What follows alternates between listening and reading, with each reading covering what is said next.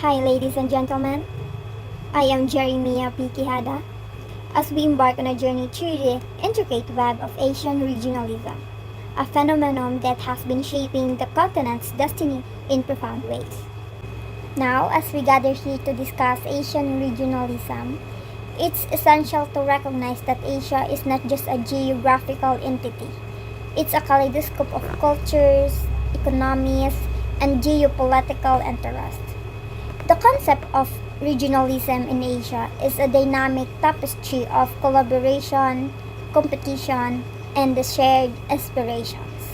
For the historical context of Asian regionalism, we have a timeline to have a better understanding of its history. The first one we have is the Asian Relations Conference in 1947. This was held in New Delhi, India. So this conference basically brought together representatives from various Asian countries in order to address or discuss the common concerns and to also promote cooperation within the next one we have is the Bandung Conference 1955. This conference was held in Indonesia, which brought together leaders from Asian and African nations. So it was basically a significant step towards Asian solidarity and unity. Next in line we have is the emergence of ASEAN in 1967. So ASEAN, or the Association of Southeast Asian Nations, was founded by Indonesia, Malaysia, the Philippines, Singapore, and Thailand. So its primary objective was to promote economic cooperation, social progress, and of course cultural development among members of the states. So the next one we have is ASEAN expansion. This was when ASEAN expanded its membership to certain countries, including Brunei in 1984, Vietnam in 1995, Laos and Myanmar in 1997, and Cambodia in 1999. This expansion basically brought together the ASEAN's role, or reinforced rather ASEAN's role as a foundation in Southeast Asia.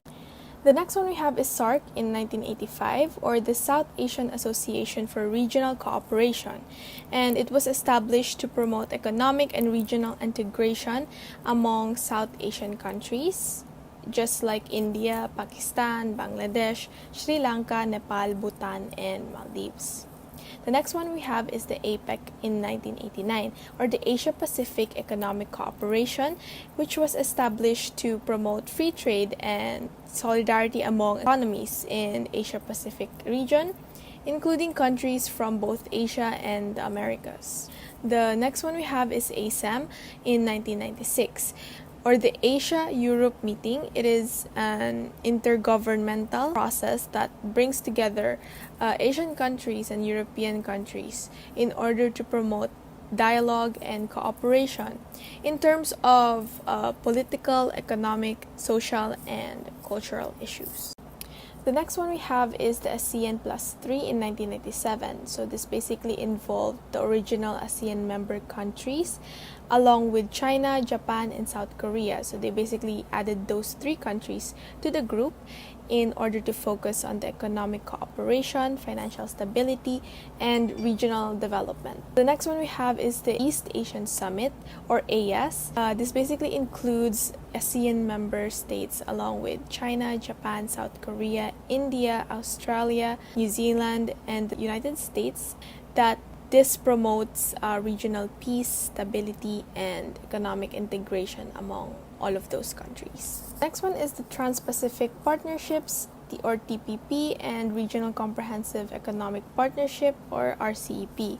So TPP was not exclusively Asian, but it involved several Asian countries, and it aimed to create a free trade area in the Pacific region.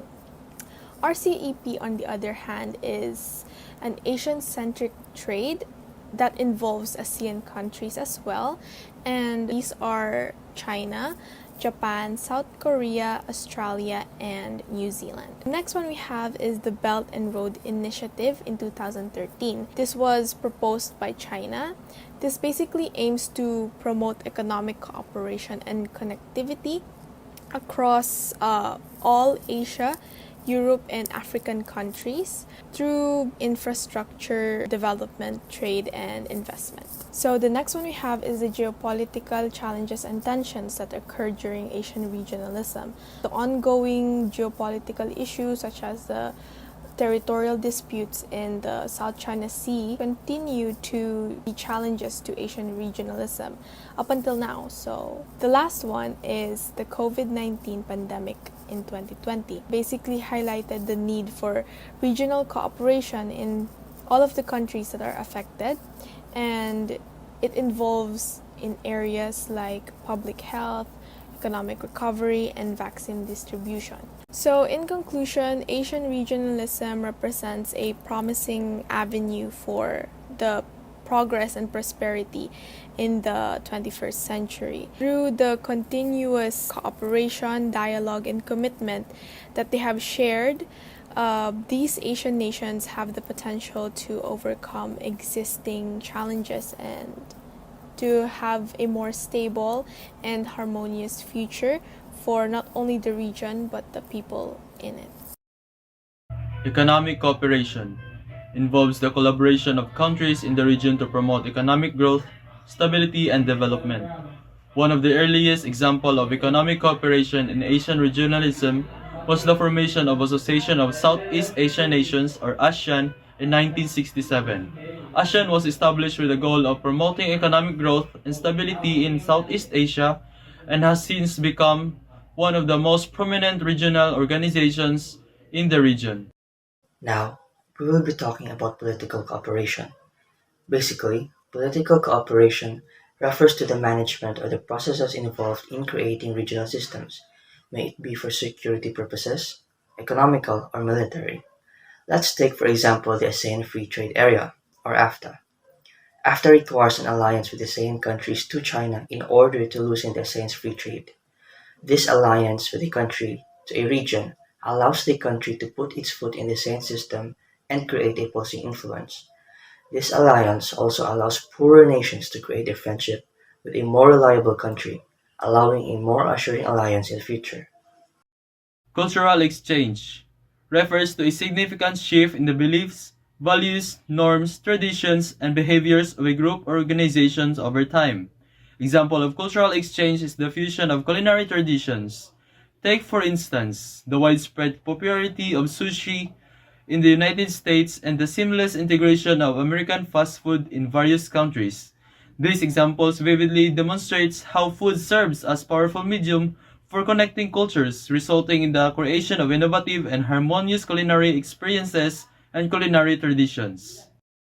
Challenges and criticisms of Asian regionalism. The challenges include providing regional public goods, managing spillovers among economies, exercising Asia's influence in global economic forums, liberalizing trade and investment, and helping to improve national policies in which the region has a vital stake. However, it will be concluded that regionalism is in fact a building block of achieving a successful globalized world. Asian regionalism's notable achievements include economic integration through ASEAN and RCEP, extensive infrastructure development via China's Belt and Road Initiative, and collaborative security efforts through organizations like SCO and ARF. These initiatives have promoted regional stability and economic growth. Additionally, Asian countries have cooperated in disaster relief and humanitarian aid, fostered cultural and educational exchanges through initiatives like ASEAN, addressed environmental challenges via organizations like APEC, and engaged in diplomatic dialogue to resolve conflicts and build trust. These accomplishments vary across regions and nations, but collectively they reflect the progress and ongoing development of Asian regionalisms. For the next one, we have the ASEAN case study. It's a long literature, so we're just gonna state the important parts. ASEAN initially started due to security purposes, but as the time went on, they prioritized the economic sector, especially with the 1997 to 98 game, since it was the Asian financial crisis. ASEAN, in their pursuit of skyrocketing the economy, launched the ASEAN Free Trade Area in cooperation with China. Despite the diverse resources, ASEAN cannot deploy a genuine free trade as EU has, since these resources are very limited, thus the alliance with China. The ASEAN's method of developing the Southeast Asian economy leads more to sponsoring market rather than monopolizing them. The ASEAN sets EU as an example as it has deployed a genuine free trade even in their healthcare. In this part, we'll talk about the future prospect of Asian regionalism. Future prospect of Asian regionalism. As we look into the future, Asian regionalism are prone to various factors. These are some insights for possibilities: economic integration, cultural and social exchange, technological advancement, environmental and climate issues. As the region continues to grow economically and address shared security challenges, it has the potential to emerge as a more cohesive and influential force on the global stage. Although this prospect will require commitment, diplomatic efforts, and willingness to address existing challenges.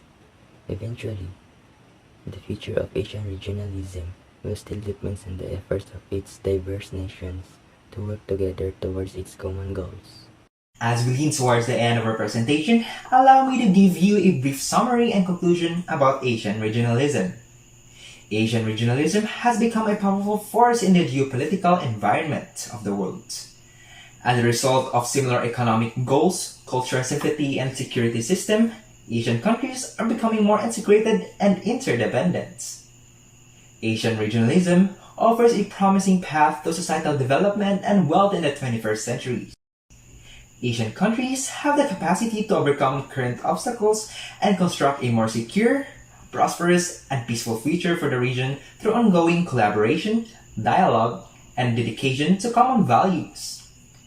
It is essential that individuals and others, those who are interested, work toward a vision of Asia that emphasizes respect for one another. This includes collaboration and a shared interest in achieving the common good. These have been a group of Asian regionalism, leaving a note that collaboration and interdependence is essential towards achieving a common goal.